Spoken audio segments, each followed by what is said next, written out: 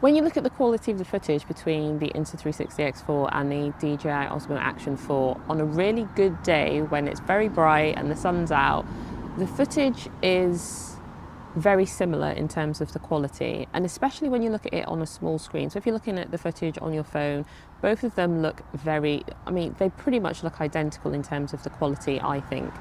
It's only when you watch the footage on a larger screen that you can see that the Action 4 actually looks a little bit crisper and the Insta360 X4 looks slightly softer. But overall, they're very much matched when you have very good lighting. However, when I filmed on an overcast day, and we get a lot of those in the UK, the footage of the Action 4 definitely looked a lot better than the Insta360 X4. It was cleaner, it was better exposed, it was crisper, and even though I film at -0.2 sharpness on the Osmo Action 4 and -1 noise reduction on the Osmo Action 4, on the Insta360 X4, I film with the sharpness set to medium because I feel that when it's at low, the footage definitely looks very mushy and looks very soft. And so even with the settings on the Action 4 being low in terms of the sharpness, it's still crisper than the Insta360 X4. And I also found that the Insta360 X4, on an overcast day when there's not very good lighting, the footage just comes out a little bit darker. Also, I just had a little thought whilst I was editing the footage and going through some older footage that I took when I was testing out the different colour profiles with the X4. When it's an overcast day, I realised that I tried out flat, standard and vivid, the colour profiles on the X4, and flat actually didn't look too bad when it was overcast. It looked better than when I shot in the standard colour profile when it was overcast. So maybe that's kind of its saving grace, shooting in flat when it's an overcast day and then shooting in standard when it's a brighter sunny day, because the footage looks really good there. Also, you might have noticed this mic here, this Comica mic. I am testing this out because that is going to be a review for another video. So I just want to hear what the audio sounds like in a video. I'm just testing it out in different scenarios. One thing that I will say though is that I do prefer the colours of the Insta360 X4 over the Action 4. There's something a little bit more natural to them, especially with skin tones.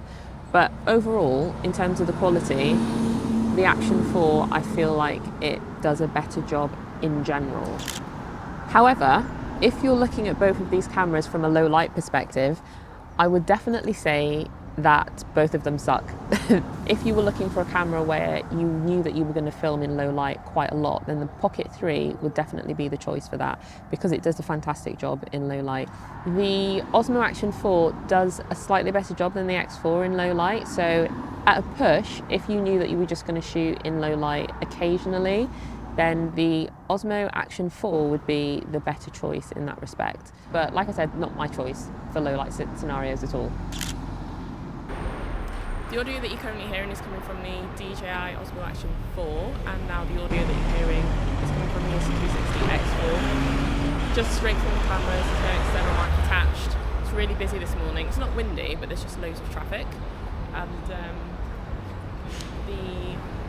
both of the cameras have the option to attach or connect a USB-C mic, and they also both have the option to connect via USB-C. The other thing that I forgot to say is that I'm also recording the audio into the DJI mic 2, just so that when it gets too loud, at least I can switch to that. But also it gives you an idea of what the audio sounds like when you do use an external mic, even though it's just recording directly into the DJI mic 2, so not connected via Bluetooth to any of the cameras. But the Bluetooth connection with the Action 4 is definitely way better than it is with the Insta360 X4.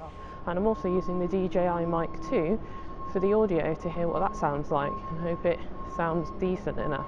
What I might do though, when I use this mic, is have it record. So this is now the audio from the DJI Osmo Action 4 with the DJI mic 2 connected via Bluetooth. So it's actually recording the audio into the Action 4 camera, like I did in the previous clip with the X4 and the DJI mic 2. But you can hear for yourself that it sounds so much better when the mic 2 is connected via Bluetooth to the Action 4 than it did in the previous clip with the mic 2 connected to the X4, the Insta360 X4 via Bluetooth. So that's just one other benefit of using the Action 4 and a wireless mic, like the DJI mic 2. And this is the same with the Pocket 3 as well.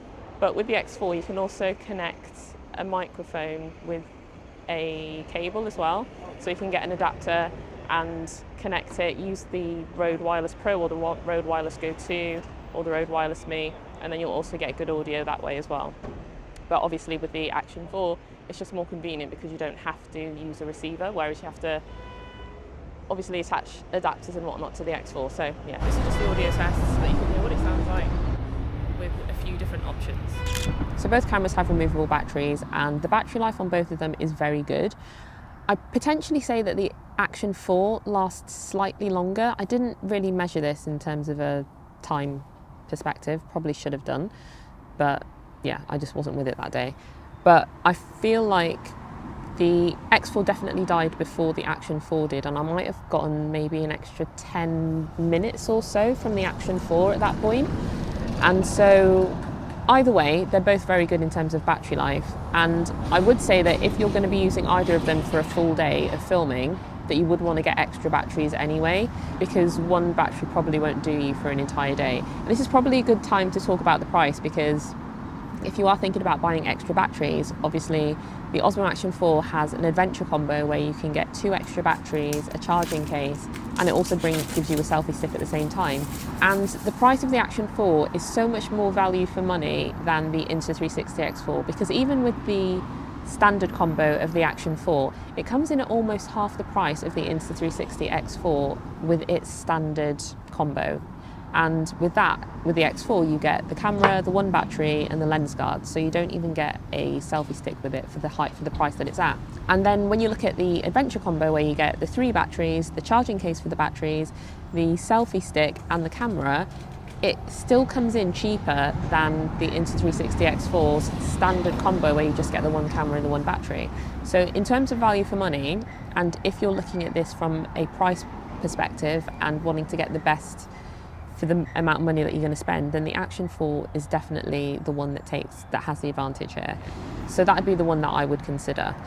So from a convenience perspective, there are times where I just want to do something very quickly, or I want to get footage and not have to worry about whether I'm in the frame or whether something is framed up correctly. And there are also times when I go out with my family and I am the one that takes all the photos and all the video, and then I look back on the memories and it's like I'm not even present.